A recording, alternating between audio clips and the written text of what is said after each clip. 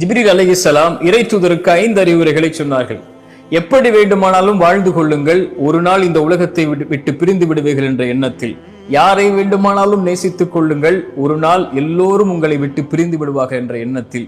எதை வேண்டுமானாலும் செய்து கொள்ளுங்கள், அதனுடைய கூலியை இறைவன் கொடுத்தே தருவான் என்ற எண்ணத்தில்.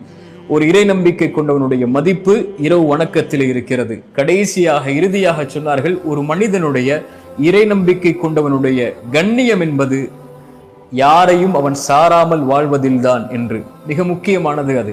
இந்த உலகத்திலே யார் நமக்கு முக்கியத்துவம் தரவில்லையோ அவர்களுக்கு ஒருபோதும் முக்கியத்துவம் தராதீர்கள்.